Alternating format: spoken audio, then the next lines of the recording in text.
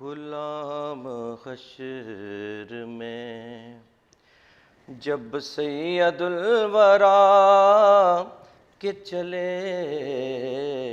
غلام حشر میں غلام حشر میں جب سید الورا کے چلے، لیوائے حمد کے سائے میں سر اٹھا کے چلے، لیوائے حمد کے سائے میں سر اٹھا کے چلے، غلام حشر میں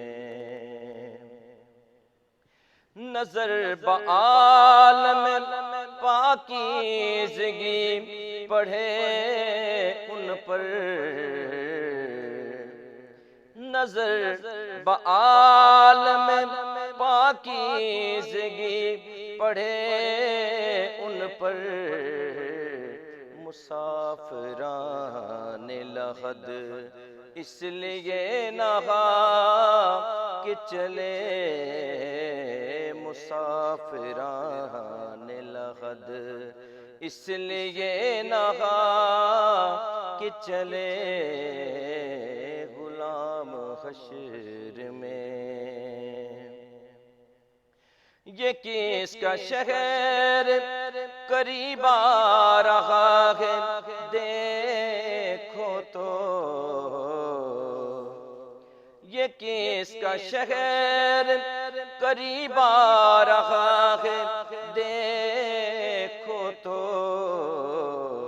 درود پڑھتے ہوئے، درود پڑھتے ہوئے قافلے ہوا کے چلے، درود پڑھتے ہوئے قافلے ہوا کے چلے، غلام حشر میں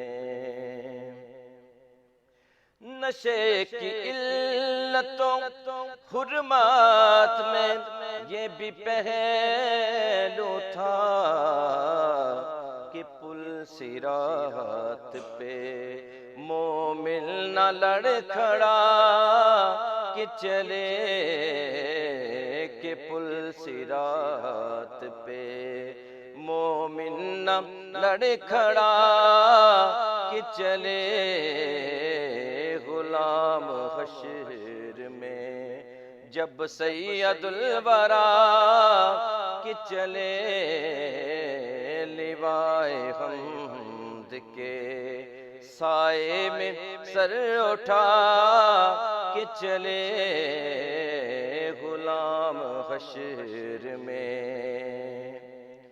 جناب آمنہ اٹھی بلائے لینے کو، وہ تاج سر پہ شفاعت کا وہ سجا کہ چلے، غلام حشر میں جب سید الورا کہ چلے، غلام حشر میں اور مقطع پیر نصیر الدین صاحب کیا لکھتے ہیں، نصیر ان کے سوا کون ہے رسول ایسا،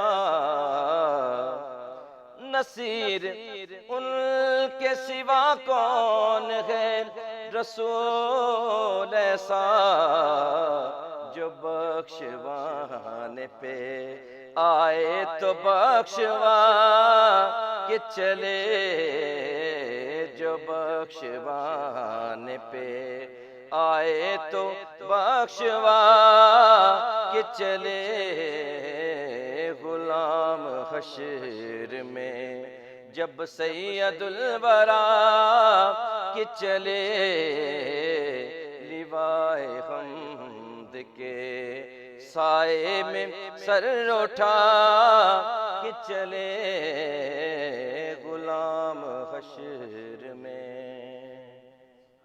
سبحان اللہ، ماشاءاللہ۔ जनाब उबैदुल्लाह चिश्ती साहब ये कलाम पेश कर रहे थे, नात रसूल मकबूल सल्लल्लाहु अलैहि वसल्लम पेश करने की सादत आपने हासिल की। प्रोग्राम में गुड मॉर्निंग कराची और इसका बाकायदा आगाज़ हुआ।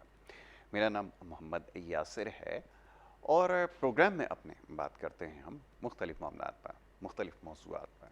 गुज़िश्ता रोज़ भी कुछ मामलात ज़ेर बहस आए जिसके ऊपर बहुत सारे पैगामात मौसूल हुए। बड़ा शुक्रिया आपका पज़ीराई का, जवाब देने का, फीडबैक भेजने का। इससे बड़ी हौसला अफजाई होती है और ख़ास तौर पे जिस किस्म की कल बातें हुई हैं, जो मामलात ज़ेर बहस आए हैं, आजकल प्रोग्राम्स में बात हो रही है कुछ नफ्सियाती मसाइल के हवाले से। मिनहसल कौम बहुत सारी बुराइयां हैं, इज्तिमाई कुछ गलतियां हो रही हैं जिसके नुकसानात नज़र आ रहे हैं। उनकी चंद एक की निशानदही की गई प्रोग्राम में। बताने का मकसद ये है कि इसकी इस्लाह ज़रूरी है। माह मुबारक का जो आफाकी पैगाम है वो इस्लाह का है, सब्र करने का है, और इस सीखने का मरहला यहाँ से शुरू होता है। समझने की बात यह है कि अगर इन तमाम चीज़ों के ऊपर बैठकर नहीं सोचा गया, तज़किया नहीं किया गया, तज्ज़िया नहीं किया गया, तो नताइज फिर वही निकलेंगे जो हमारे सामने इस वक्त आ रहे हैं। और कुछ चीज़ें ऐसी हैं, कुछ मामलात ऐसे हैं जो अभी तक प्रोग्राम में ज़ेर बहस नहीं आ सके हैं। कुछ लोगों ने उसकी निशानदही की है। कल जिस तरह प्रोग्राम में नाप तोल के हवाले से बात हो रही थी, इसमें और बहुत सारी ऐसी दीगर चीज़ें हैं, मामलात हैं जिसके ऊपर बात की जानी चाहिए। यकीनन मामला जब ज़ेर बहस आएंगे आगे तो उन पर भी ज़रूर गुफ्तगू होगी। मीडिया के जो नकाइस हैं, जो मामलात हैं, इसके ऊपर कल हमने प्रोग्राम में बात की और सुनने वालों ने उसको सराहा भी, और भी बहुत सारे मामलात की तरफ मीडिया के ही दोस्तों ने निशानदही करवाई कि क्यों ना इनको भी ज़ेर बहस लाया जाए। माकूल तजवीज़ है, इसके ऊपर ज़रूर अमल होगा। और वादा तो नहीं करते, लेकिन अगर ज़िंदगी ने वफ़ा की और ये सिलसिला अगर रमज़ान के बाद अगर चलता रहा तो यकीनन इसके अंदर प्रोग्राम में, इसी प्रोग्राम में ज़रूर इन तमाम मामलात पर गुफ्तगू करेंगे। बात करेंगे अब थोड़ी माह मुबारक के हवाले से। माह मुबारक का आगाज़ हुआ और बड़ी तेज़ी के साथ एक एक सीढ़ी जो है वो हम इसकी चढ़ते जा रहे हैं। खैर से ये महज अल्लाह ताला का फजल करम है कि आज इस महीने तक पहुँचे भी और अपनी पहली मंजिल की तरफ जो है वो गामज़न भी है। बड़ी तेज़ी से मुसाफत जो है वो तय हो रही है। मामलात को अब तक कितना समझ सके हैं, क्या हासिल किया है, इसकी इस्लाह ज़रूरी है और इसके ऊपर बैठकर सोचने की ज़रूरत है। बार बार सोचने का लफ्ज़ इसलिए इस्तेमाल किया जा रहा है कि यही वो एक काम है जो सबसे ज़्यादा इस वक्त ज़रूरी है कि हमसे जो गलतियाँ हो रही हैं उसकी वजह आखिर क्या है। इस अहम फरीज़े की अदायगी के दरमियान जो रुकावटें हाइल हैं, जो मामला जो अभी तक समझ नहीं सके हैं, वो समझने की कोशिश कर रहे हैं। इन तमाम प्रोग्राम्स का मकसद होना तो ये चाहिए कि बैठकर लोगों की इस्लाह की जाए और फरीज़े की अदायगी के दरमियान जो रुकावटें हैं, जो मसाइल हैं, जो सवालात हैं, वो पूछे जाएं, ज़ेर बहस आएँ और फिर उसको समझने की कोशिश करें। तो हम अपने तय ये कोशिश कर रहे हैं अपने प्रोग्राम्स के अंदर कि यहाँ पर उलमाए कराम को मदऊ करें और उनसे इन तमाम मामलात को समझने की कोशिश करें। अल्लाह ताला हमें हिदायत भी दे और साथ साथ हमारे जो अज़हान हैं उनको खोल भी दे ताकि मामलात हमारे समझ में आ सकें और हम उनके ऊपर अमल करने वाले बन जाएं। आज बड़े ख़ास मेहमान स्टूडियोज़ में तशरीफ़ फरमा है। बड़ी खुशकिस्मती हमारी है कि हमें ये मौका मिल रहा है कि माह मुबारक में ऐसे हमारे लोग जो हैं वो खूबसूरत शख्सियात प्रोग्राम का हिस्सा बन रही हैं। प्रोग्राम का आगाज़ हुआ उबैदुल्लाह चिश्ती साहब, मशहूर मारूफ नात खां, हमारे बड़े अच्छे दोस्त, और आज हमारी दरख्वास्त पर आज सुबह के वक्त हमारे साथ यहाँ मौजूद, और प्रोग्राम का आगाज़ जो हुआ वो उनके खूबसूरत कलाम के साथ हुआ।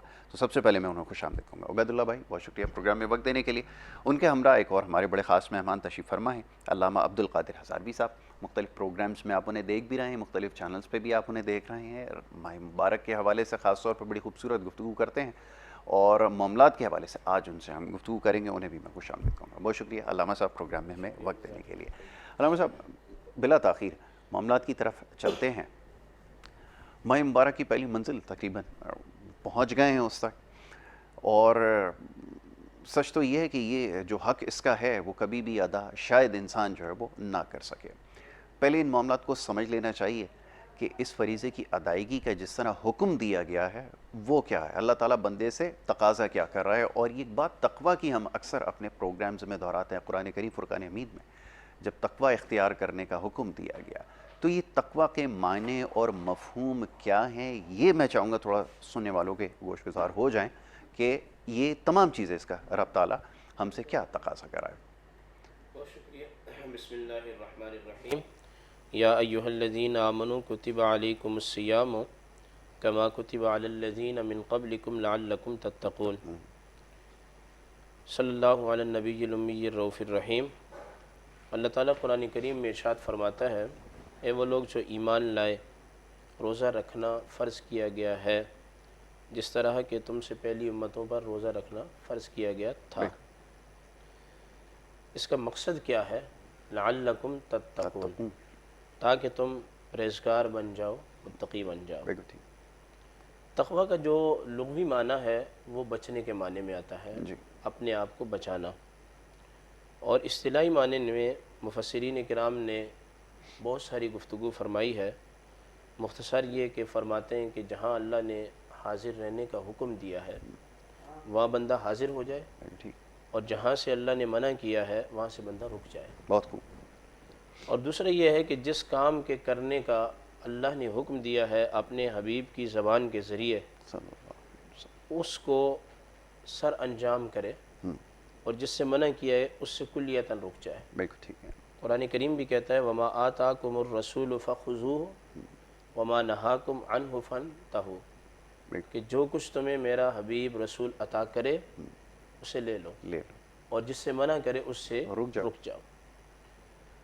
حضرت ابی بن کعب رضی اللہ تعالیٰ عنہ سے تقوی کا مفہوم جو پوچھا امیر المومنین سیدنا عمر بن خطاب نے، وہ بڑا عامیانہ انداز ہے اور بڑا زبردست مفہوم ہے۔ آپ نے فرمایا تقوی کیا ہے؟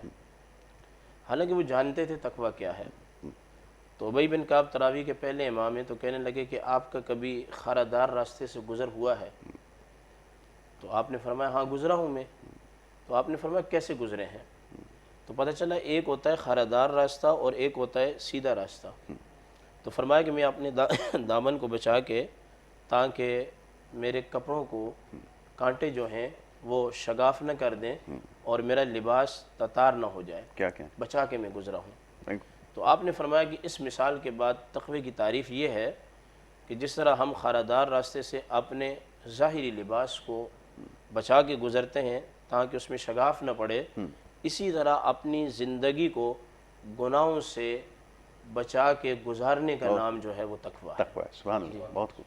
اور تقوی اصل میں دل کے ساتھ جڑا ہوا ہے، یعنی کہ تقوی کا جو تعلق ہے وہ ظاہر کے ساتھ نہیں ہے، تقوی کا تعلق ہے دل کے ساتھ۔ دل کے اندر اگر خوف خدا ہوگا تو جس طرح آپ اپنے ابتدائیہ میں فرما رہے تھے، پھر ہمارے روزے بھی وقت پر اور ٹائم پر ہوں گے، نمازیں بھی وقت پر اور ٹائم پر، زکوٰۃ کا فریضہ بھی وقت پر اور ٹائم پر، اور جس طرح کہ آپ اپنے ابتدائیہ میں کہہ رہے تھے کہ معاملات میں، ناپ تول، دیگر چیزوں میں جب بندہ متقی بن جاتا ہے بہت خوب، تو چاہے ان جرائم اور گناہ کا تعلق حقوق اللہ سے ہو تب بھی بندہ بچ جاتا ہے، بالکل بے شک، اور اگر ان کا تعلق حقوق العباد سے ہو تب بھی بندہ جو ہے وہ بچ جاتا ہے۔ بہت خوب، بہت خوب، تو ایسا ہی۔ محض ایک تقوی ہے کہ جو حقوق اللہ کی ادائیگی کے طریقے اور سلیقے سکھاتا ہے اور حقوق العباد کو عمدگی کے ساتھ ادا کرنے کے طریقے سکھاتا ہے۔ بہت خوب۔ یہی وجہ ہے کہ جب ہم قرآن کریم کو پڑھتے ہیں تو قرآن میں سب سے پہلے جو بات کی گئی سورۃ الفاتحہ کے بعد، سورۃ الفاتحہ تو دعا ہے، جی، اس کے بعد جب احکام شروع ہو رہے ہیں تو بات کی گئی تو الف لام میم ذالک الکتاب لا ریب فیہ ھدی للمتقین، بالکل ٹھیک، کہ قرآن جو ہے یہ ہدایت ہے کس کے لیے؟ متقین کے لیے۔ بالکل ایسا۔ اب اس مقام پر امام بیضاوی نے لکھا ہے تقوی تین طرح کا ہوتا ہے۔ سب سے پہلے تقوی یہ ہے کہ انسان شرک سے بچے، کہ اپنے آپ کو جہنم کی آگ سے بچائے، دائمی عذاب سے بچائے۔ جب بندہ کلمہ پڑھ لیتا ہے تو اس میں ایک تقوی کا معنی آ گیا، اور وہ کون سا معنی ہے کہ وہ جہنم کی آگ سے بچ گیا، اس نے اپنے آپ کو محفوظ کر لیا۔ اور دوسرا جو تقوی کا معنی ہے وہ فرمایا گناہ کبیرہ سے بچے۔ اللہ، جب بندہ گناہ کبیرہ سے بچے گا تو دائمی عذاب سے تو وہ بچا ہوا ہے کہ مسلمان ہے، بالکل ٹھیک، لیکن گناہ کبیرہ کے بچنے سے وہ جہنم کے ایک محدود عذاب سے بھی بچ جائے گا۔ بالکل ٹھیک ہے۔ اور وہ محدود عذاب کیا ہے کہ جو جیسا جرم کرے گا بروز قیامت اس جرم کی سزا پائے گا، بالکل ٹھیک ہے، کلمہ ہوگا تو وہ ضرور جنت میں جائے گا۔ جائے گا، بالکل ٹھیک ہے، اب ایک تیسرا معنی ہے، وہ یہ ہے کہ اپنے آپ کو شرک سے بھی بچائے اور اپنے آپ کو گناہ کبیرہ سے بھی بچائے بالکل ٹھیک، اور اپنے آپ کو گناہ صغیرہ سے بھی سبحان بچائے۔ اللہ، ایسا ہی، بہت اچھی بات، یہ تیسرا ہے، اور یہ بہت کم لوگوں کے پاس ہوتا ہے، ایسا ہی، یہ خاص الخاص لوگ ہوتے ہیں۔ بالکل ٹھیک، تو گویا کہ پہلا دائمی عذاب سے بچا، دوسرا عارضی عذاب سے بچا، اور تیسرا جو ہے وہ جہنم میں جائے بغیر اللہ اور اس کے رسول کی جو معاشر کی سرزنش ہے وہ اس سے بچے بغیر جو ہے وہ جنت میں داخل ہو جنت میں گیا۔ داخل ہو جائے، اور سبحان یہی اللہ، زندگی ہے کہ جس کے بارے میں قرآن کریم میں کہا گیا کہ یا ایھا الذین آمنوا توبوا الی اللہ توبۃ نصوحا یوم لا یخزی اللہ النبی والذین آمنوا معہ نورہم یسعی بین ایدیہم وبایمانہم یقولون ربنا اتمم لنا نورنا واغفر لنا انک علی کل شیء قدیر۔ یہ آیت میں نے ابتدا سے پڑھی اور پھر آخر میں جو ہمارے عنوان سے تعلق رکھتا ہے وہ پڑھا، میں نے درمیان سے چھوڑ دیا۔ وہ یہ ہے کہ قیامت کے دن اللہ تعالیٰ اپنے نبی اور نبی کے ساتھ جو لوگ ہیں ان کو ذلیل نہیں فرمائے گا، نہیں فرمائے، اور اس سے مراد کون سے لوگ ہیں کہ جو دنیا کے اندر رہ کر آقا کریم علیہ السلام کی کامل طریقے سے سیرت کو اپناتے ہیں۔ بہت خوب، جب وہ سیرت کو اپناتے ہیں، سیرت پر عمل کرتے ہیں، تو پھر وہ قیامت میں جہنم سے بچیں گے اور وہ سیدھے جنت میں چلے جائیں گے۔ جہاں تک رہی یہ بات کہ گناہ تو ہونا ہے، بالکل ٹھیک، حدیث کے اندر آتا ہے کہ اگر کوئی شخص گناہ نہ کرے تو اللہ تعالیٰ اس قوم کو لے جائے اور ایسی قوم لائے کہ جو گناہ کرے اور پھر اس پر توبہ کرے۔ توبہ کرے، بالکل ٹھیک ہے، ٹھیک ہے، گناہ کا ہونا نہ ہونا یہ تو انبیاء کے علاوہ کسی کے لیے نہیں ہے، کوئی بھی معصوم نہیں ہے، لیکن جب گناہ ہو جائے اس کے لیے توبہ ہے، توبہ کرنا، رجوع کرنا، رجوع کریں۔ تائب من الذنب بالکل، کمن لا ذنب لہ۔ اور یہ تقوی کی جو سیڑھی اور درجات ہے اس کو اللہ نے کس وقت تک رکھا ہے؟ خاتمہ تک رکھا ہے۔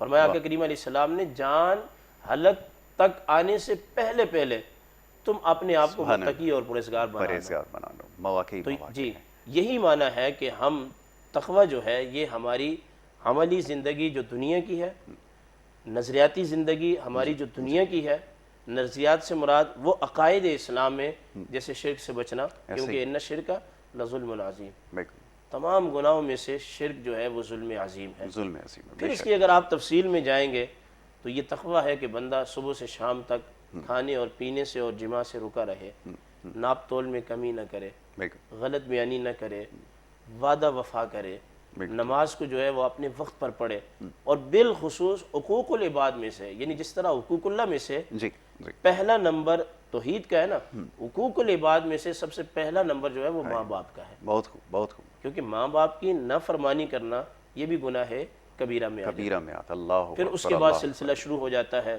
شراب نوشی ہے، زنا ہے، چوری ہے، قتل و غارت ہے، فتنہ ہے، بالکل، پھر ایک لمبی جو ہے وہ فہرست ہے۔ بالکل ایسا ہی، تو لیکن اس میں یہ ہے کہ بس ہم اللہ سے ڈریں تو تمام معاملات آسان ہو جائیں گے۔ ایک حدیث آپ اجازت دیں ضرور، تو وہ میں سنا دیتا ہوں سامعین کو۔ آقا کریم علیہ الصلوۃ والسلام سے عبادت کا مفہوم پوچھا گیا۔ اچھا، عام طور پر ہم یہ سمجھتے ہیں کہ عبادت کا تعلق روزے کے ساتھ ہے یا پھر نماز کے ساتھ ہے یا حج یا زکوٰۃ کے ساتھ ہے۔ بالکل ایسا ہی، یہ ہمارا جو ذہن ہے یہ غلط ہے، ایسا نہیں ہے۔ عبادت کا تعلق حقوق اللہ اور حقوق العباد دونوں کے ساتھ، دونوں کے ساتھ ہے، بہت خوب، یعنی کہ نکاح بھی عبادت ہے اور تجارت کرنا بھی عبادت ہے، نماز پڑھنا اور روزہ رکھنا بھی عبادت ہے۔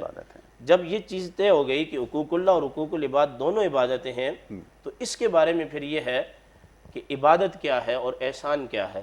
تو بخاری شریف کے اندر آتا ہے ان تعبد اللہ کأنک تراہ، تو اللہ کی عبادت اس طرح کر کہ گویا کہ تو اللہ کو دیکھ رہا ہے، سبحان اللہ، فَإِن لَمْ تَكُنْ تَرَاهُ، اگر یہ کیفیت طاری نہیں ہو سکتی فَإِنَّهُ يَرَاكَ، بالکل، تو تجھے ذہن میں رکھ کہ بے شک اللہ تجھے دیکھ رہا ہے، سبحان اللہ، تو پھر بندہ جب نکاح کرتا ہے تو اس میں اس کے ذہن میں یہ بات ہوتی ہے میرا مالک دیکھ رہا ہے، یہ میں کسی کی بیٹی کو اپنے عقد نکاح میں لے کے آیا ہوں تو میں نے اس کے ساتھ رویہ کیسے رکھنا ہے، میرا اللہ دیکھ رہا ہے۔ بے شک ایسے، پھر اس لڑکی کے یا اس خاتون کے ماں باپ دیکھیں یا نہ دیکھیں، اس کے اندرونی معاملات سے اس خاتون کے ماں باپ واقف ہیں یا نہیں ہیں، لیکن اللہ دیکھ رہا ہے۔ اللہ دیکھ رہا ہے، نماز کا ٹائم ہو گیا تو تو اللہ دیکھ رہا بے ہے. شک. جب ہمارے ذہن میں یہ بات آئے گی تو پھر انشاءاللہ العزیز تمام کے تمام معاملات خود بخود بہتری کی طرف آنا شروع ہو جائیں گے. لیکن احساس یہ ہو کہ ہم کسی کے بندے ہیں اور وہ ہم سے غافل نہیں ہے, اس کی نظر ہمارے اوپر ہے. سبحان اللہ سبحان اللہ. بڑی خوبصورت گفتگو علامہ عبدالقادر صاحب نے کی ہے. سوالات کا سلسلہ جاری رکھیں گے. ماہ مبارک کے حوالے سے گفتگو ہو رہی ہے. یہ ماہ مبارک کا جیسے ابھی آپ نے تذکرہ کیا ہے کہ تقوی اختیار کرنے کا حکم دیا گیا ہے, ایک بڑا بنیادی سا سوال آج کل جو ہے وہ کیا جا رہا ہے, ہر جگہ اس بارے میں بات ہو رہی ہے کہ یہ جو پوری قوم ہے منحص القوم. اچھا بریک کے لیے کہا جا رہا ہے, سوال اپنا مختصر کر لیتا ہوں, بلکہ سوال میں بریک کے بعد آپ سے لے لیتا ہوں. بریک کے لیے کہا جا رہا ہے, ایک پہلے بریک لے لیتے ہیں, بریک کے بعد جب واپس آئیں گے تو گفتگو جاری رکھیں گے. آپ دیکھتے رہیں گڈ مارننگ کراچی.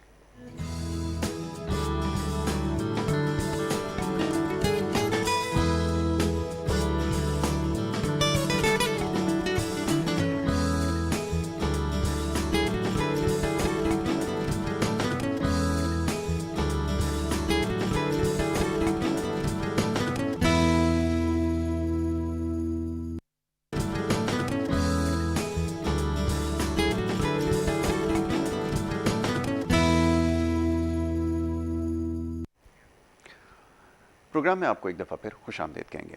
بریک پہ جانے سے پہلے گفتگو کا سلسلہ جاری تھا. بات ہو رہی تھی ماہ مبارک کے حوالے سے. اپنے پہلی منزل کے قریب ہیں ماہ مبارک کی. پہلا عشرہ بھی تقریباً مکمل ہونے کو ہے. جس تیزی سے مسافت طے کی ہے, حق تو اس کا کبھی ادا نہیں ہو سکا. بار بار یہ بات ہوتی ہے فرائض کی انجام دہی کی کس طرح جائے, اور سب سے بڑا ایک امپورٹنٹ اس میں جو نقطہ ہے اس کے اوپر ابھی ہم نے گفتگو کرنی ہے. علامہ عبدالقادر ہزاروی صاحب تشریف فرما ہے. بریک پہ جانے سے پہلے بڑی خوبصورت گفتگو آپ نے کی ماہ مبارک کے حوالے سے اور روزے کی فرض کی ادائیگی کے حوالے سے, ساتھ ساتھ تقوی کے حوالے سے. ایک سوال میں آپ کی خدمت میں رکھنا چاہوں گا کہ یہ تمام فرائض کی ادائیگی بھی ہو رہی ہے, زکوٰۃ کی بھی ادائیگی ہو رہی ہے, تمام معاملات خوش اسلوبی سے بظاہر طے پا رہے ہیں, اثرات اس کے سوسائٹی کے اوپر یا معاشرے کے اوپر نظر کیوں نہیں آتے؟ یہ فرمائیے کہ روزہ تقوی اختیار کرنے کا حکم دے رہا ہے, پابندی کے ساتھ لوگ روزے کی گنتی پوری بھی کر رہے ہیں, لیکن ساتھ ساتھ معاشرے میں جا بجا آپ کو لڑائی جھگڑے بھی نظر آ رہے ہیں, ناپ تول میں کمی بھی نظر آ رہی ہے, جھوٹ آپ کو نظر آ رہا ہے, اور اس طرح کی اور معاشرتی بیماریاں آپ کو ہر سو نظر آ رہی ہیں. تو فرمائیے کہ غلطی کہاں ہو رہی ہے؟ میں چاہتا ہوں ہمیشہ اس حوالے سے گفتگو کی جائے کہ کیا غلطی سرزد ہو رہی ہے جس کی وجہ سے ابھی تک اس کے جو فوائد ہیں وہ حاصل نہیں ہو پا رہا ہے. پہلے اس پہ گفتگو کیجئے, پھر میں آپ سے دوسرا سوال. ماشاءاللہ یہ بڑا اچھا سوال کیا.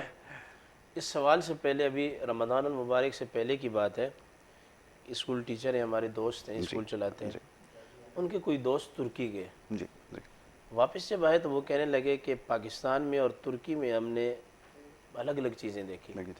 پاکستان میں اسلام باہر بہت نظر آ رہا ہے, جی جس طرح کہ آپ کیا کہنے, بہت اچھی بات, نماز بھی نظر آ رہی ہے, سب کچھ نظر سب کچھ نظر آ رہا ہے, لیکن اس طرح کے جس طرح آپ نے فرمایا کہ تاثرات مرتب نہیں ہو رہے, نتائج برآمد نہیں ہو رہے. بالکل ٹھیک. وہاں اس طرح ظاہری طور پر اتنا نہیں ہے, لیکن وہاں اسلام نظر آ رہا ہے.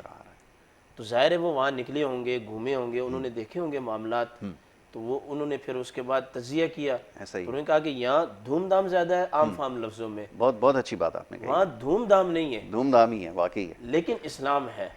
اب اس کی بنیادی وجہ کیا ہے؟ یہ تو ایک چلو ایک بات تھی تو میں نے آپ سے کر دی.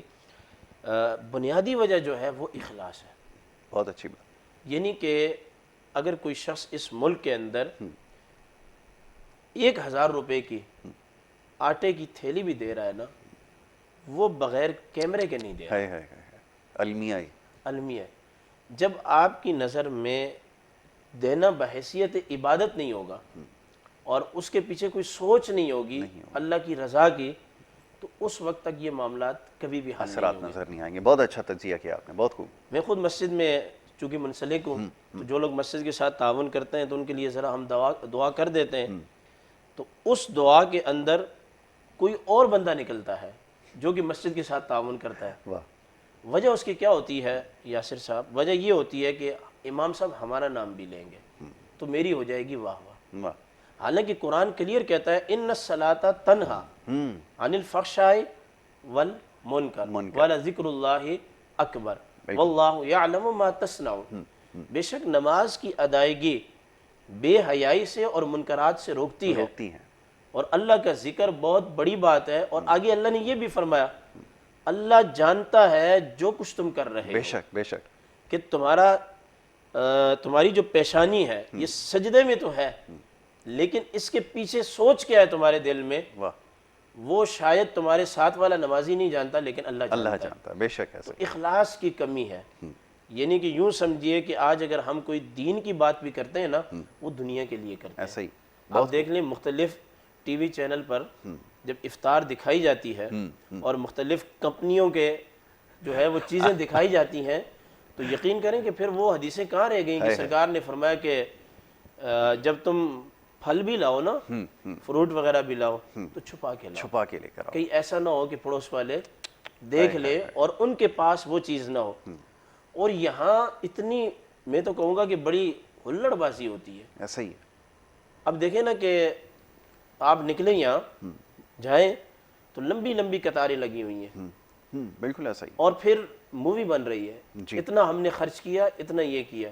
ہائے ہائے. تو جس قوم کے اندر کسی کو کھانا کھلانا بھی بغیر شہرت کے اور بغیر کیمرے کے نہیں, تو میرے خیال میں جب تک اخلاص نہیں آئے گا دل میں یہ معاملات حل نہیں ہوں گے. نہیں ہوں گے. بہت اچھی بات آپ نے کہی. اخلاص بہت نہیں ہے. اخلاص کی کمی ہے, اور بہت للحیت کی کمی ہے, بالکل نہیں ہے. ایسا ہی ہے. بالکل بہت اچھا تجزیہ آپ نے کیا ہے, اور یہ بات اب سمجھ میں آ چکی ہوگی, اور یقیناً آ جانی چاہیے کہ یہ دکھاوا, نمود و نمائش اور جو ریا کا عنصر ہے, اگر یہ عبادت کے اوپر غالب ہوگا تو پھر اس کے نقائص سامنے آئیں گے, اور جو نتیجہ ہمارے سامنے ہے اس کی بڑی وجہ بھی یہی ہے.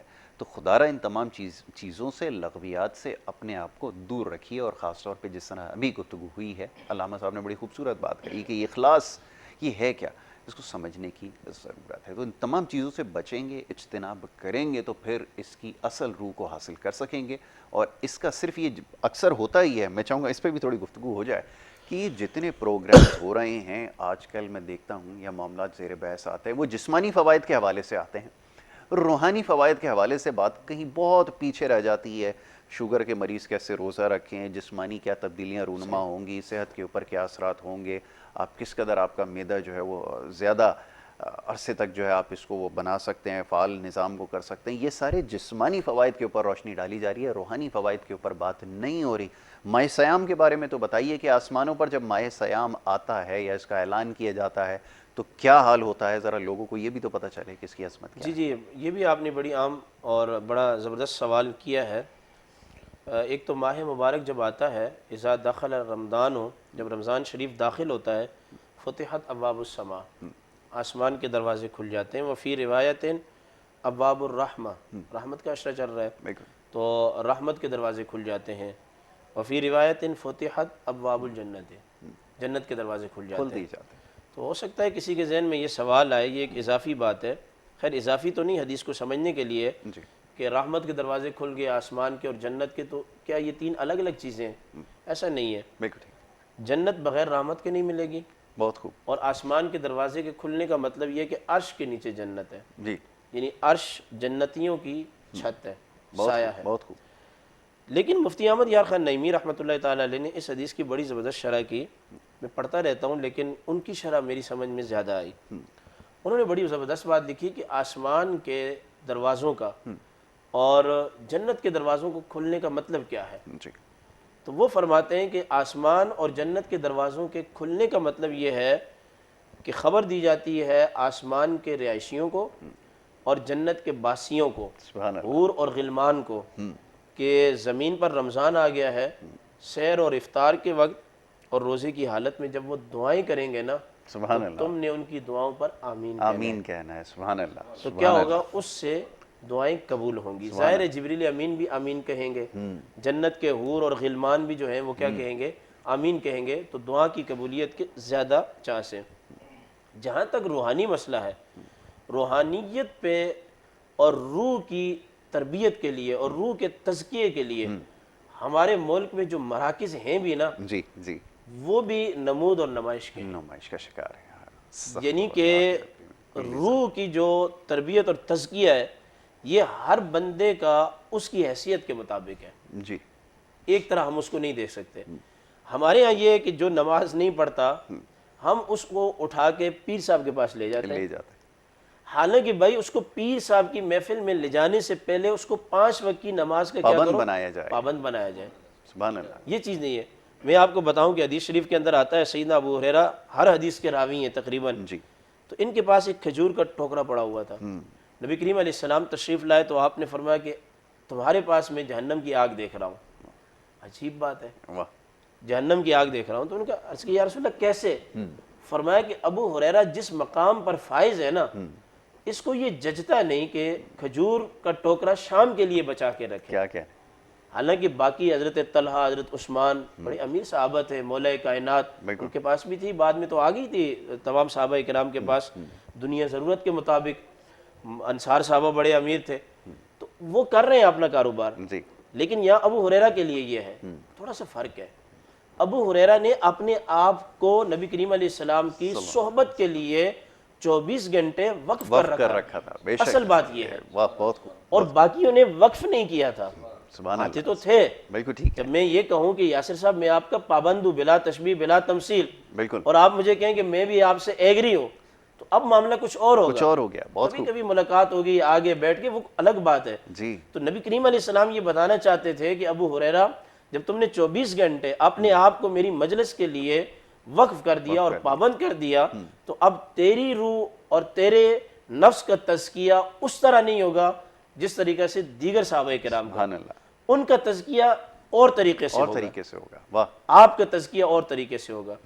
تو یہ مختلف چینل پر مختلف خانقاہوں میں بحیثیت خطیب کے میں بھی مسجد میں ہم یہ نہیں دیکھتے کہ اس کو ہم نے کیا چیز دینی ہے۔ بالکل ٹھیک ہے، یہ نہیں کہ میں آپ کو بتاؤں کہ شروع میں جب ہم اس میں آئے عملی زندگی میں، تو جب ہم سود پر بات کرتے تھے نا، تو سامنے بیٹھا ہوا اس کی تھیوری بدل جایا کرتی تھی، جی اور وہ پھر کہتا کچھ نہیں تھا، لیکن وہ اس کام میں مبتلا تھا، چونکہ وہ جملہ جا کے اس کو لگتا تھا، بالکل، پھر وہ اپنے معاملات اور سیاست کرنا کیا کرتے تھے، شروع کرتے تھے۔ یہاں حق کی بات کہنا جی میڈیا کے لیے سب سے زیادہ مشکل ہے، اور حق کی بات میڈیا کے بعد کہنا علماء کے لیے سب سے زیادہ مشکل ہے۔ مشکل ہے، سب سے بڑا سوال بھی یہی ہوگا، بالکل، میں آپ کو بتاؤں کہ یہاں حق کی بات بہت ساری ایسی باتیں شاید ہم بھی نہیں کہہ پاتے، ایسا ہی ہے، بالکل بجا فرمایا، اور آپ بھی نہیں کہہ پاتے، تو جہاں ہم اپنے من کی بات ہی نہ کہہ پائیں، حق کی بات کہہ ہی نہ پائیں، تو تزکیہ نفس کے لیے سب سے پہلی سیڑھی تو یہ ہے کہ حق کی بات کرنا، سبحان اللہ، تب جا کے جو ہے وہ کیا ہوگا، تزکیہ نفس ہوگا۔ یہی وجہ ہے کہ ایک شخص آیا نبی کریم علیہ السلام کے پاس، عرض کیا یا رسول اللہ سب سے افضل عمل کیا ہے؟ بالکل، تو آپ نے فرمایا کہ نماز کو اول وقت میں پڑھنا، دوسرا آیا فرمایا جہاد کرنا، تیسرا آیا فرمایا والدین کی خدمت کرنا۔ اس طرح بہت ساری حدیثیں ہیں بخاری شریف میں کتاب الایمان میں۔ علامہ عینی رحمۃ اللہ تعالیٰ علیہ لکھتے ہیں کہ عجیب بات ہے کہ سوال کرنے والے لوگ مختلف ہیں، بالکل ٹھیک ہے، اور نبی کریم علیہ السلام کے سوالات کا جواب بھی مختلف جا رہا ہے۔ اب ایک نے پوچھا افضل عمل کیا ہے، بندہ مختلف ہے، سوال وہی ہے، دوسرے نے پوچھا بندہ دوسرا ہے، الگ ہے، سوال وہی ہے، لیکن جوابات مختلف جا رہے ہیں۔ تو پھر یہ آپ کے سوال کا جواب ہے، اور جو میں نے گفتگو کی، نبی کریم علیہ الصلوۃ والسلام تزکیہ اس طرح فرماتے تھے، جو نماز کو اول وقت میں نہیں پڑھتا تھا، آخری وقت میں پڑھتا تھا، تو اس کے لیے سرکار نے فرمایا تیرے لیے افضل عمل یہ ہے کہ تو پہلے وقت میں پڑھے۔ جو ماں باپ کی خدمت میں کوتاہی کرتا تھا، تیرے لیے افضل جو ہے وہ ماں باپ کی خدمت کرنا ہے۔ جو جہاد کے اندر بزدلی دکھاتا تھا، تیرے لیے افضل یہ ہے کہ کیا کرے، تو جذبے کے ساتھ جہاد کرے۔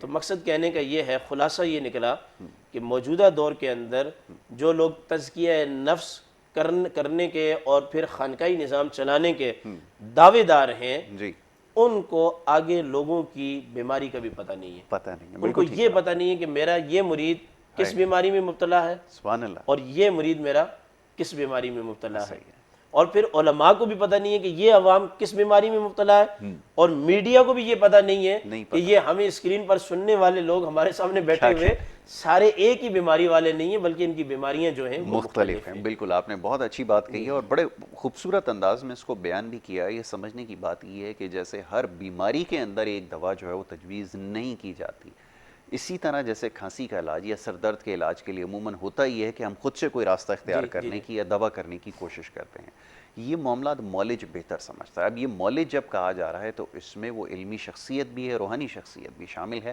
یا وہ جسمانی مرض کا علاج کرنے والا شخص بھی شامل ہے جو پہلے تشخیص کرتا ہے اور اس کے بعد دوا تجویز کرتا ہے. یہاں تو معاملہ یہ ہے کہ خود سے دوا کرنے کی کوشش کر رہے ہیں جس کی وجہ سے اثرات ہمیں نظر آ رہے ہیں جو ہمارے حق میں نہیں ہے. تو یہ تجزیہ ضروری ہے اور تزکیہ ضروری ہے. یہ معاملات تھوڑے سے پیچیدہ ضرور ہیں لیکن یہ سمجھنے کی ضرورت ہے. اس طرح کی نشست جب ہوں گی, جب اس میں یہ بات زیر بحث آئے گی تو یقیناً موقع ملے گا ان معاملات کو سمجھنے کی کوشش کرے, اور غلطیاں کہاں پر سرزد ہو رہی ہیں اس کی نشاندہی یہاں پر ابھی کی گئی ہے. تو یہ اخلاص کا معاملہ ہے, یہ تقوی کا معاملہ ہے, اس میں روحانیت کے معاملات ہیں. یہ جو دکھاوے کا عنصر جس کے اوپر ابھی بڑی سیر حاصل گفتگو علامہ صاحب نے کی ہے, اگر یہ غالب رہے گا تمام عبادتوں کو زائل کر دیتی ہے. ریا ایک چیز ہے جس کے بارے میں ہم اکثر تذکرہ کرتے ہیں, یہ دکھاوا, یہ عبادت اگر اس کے اندر دکھاوا شامل ہو جائے گا, نمود و نمائش شامل ہو جائے گی تو پھر اس کے اثرات اچھے مرتب نہیں ہوں گے اور یہ عبادت کو ضائع کر دے گی. تو بہرحال جی یہ بڑی خوبصورت گفتگو علامہ عبدالقادر ہزاروی صاحب نے یہاں پر کی ہے. انشاءاللہ موقع ملے گا تو آگے ضرور ان معاملات پہ گفتگو ہوگی. عبید اللہ چشتی صاحب تشریف فرمائیں. بریک کی طرف ہمیں جانا ہوگا لیکن اس سے پہلے میں ان سے درخواست کروں گا کہ وہ ایک کلام پیش کریں, اور کلام کے ساتھ ہی جب یہ اختتام ہوگا تو ہم اپنے بریک کی طرف جائیں گے اور اس کے بعد پھر دوسرے سیگمنٹ کا باقاعدہ آغاز کریں گے. جی عبید بھائی بسم اللہ.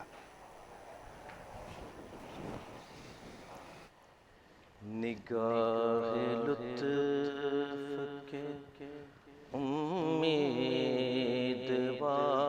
ہم بھی ہیں, نگاہ لطف کے